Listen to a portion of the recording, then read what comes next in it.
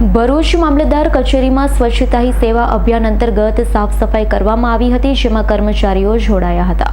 રાજ્ય સરકાર દ્વારા તારીખ 2 ઓક્ટોબર સુધી સ્વચ્છતા હી સેવા અભિયાનની ઉજવણી કરવામાં આવી રહી છે, જેના ભાગરૂપે ભરૂચ મામલતદાર કચેરી ખાતે સાફ સફાઈ કરવામાં આવી હતી, જેમાં નગરપાલિકાના સફાઈ કર્મચારી અને મામલતદાર કચેરીના કર્મચારીઓ દ્વારા પરિસરમાં સાફ સફાઈ કરાઈ હતી। તો સાથે જ દરેક વિભાગોમાં પણ સાફ સફાઈ કરી રેકોર્ડને સુવ્યવસ્થિત રીતે ગોઠવવામાં આવ્યા। બિનજરૂરી ચીજવસ્તુઓનો નિકાલ કરવામાં આવ્યો હતો। સાફ સફાઈ અભિયાનમાં મામલતદાર માધવી મિસ્ત્રી સહિતના અધિકારીઓ પણ જોડાયા હતા। આજરોજ સરકારશ્રીના સ્વચ્છતા હી સેવા અભિયાન અંતર્ગત મામલતદાર કચેરી ભરૂચ ખાતે અમે તમામ સ્ટાફ અને નગરપાલિકાના સફાઈ કર્મચારીઓ સાથે રાખીને સફાઈની કામગીરીનો આરંભ કર્યો છે।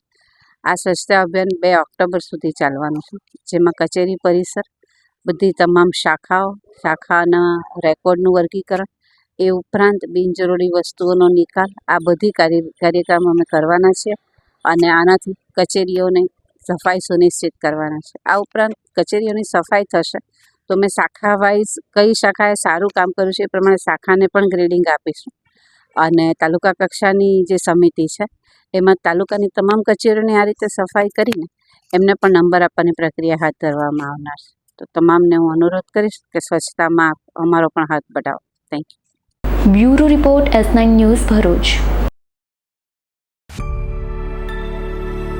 અમારી તમામ માહિતીથી અપડેટ રહેવા માટે જોડાયેલા રહો S9 ન્યૂઝ સાથે।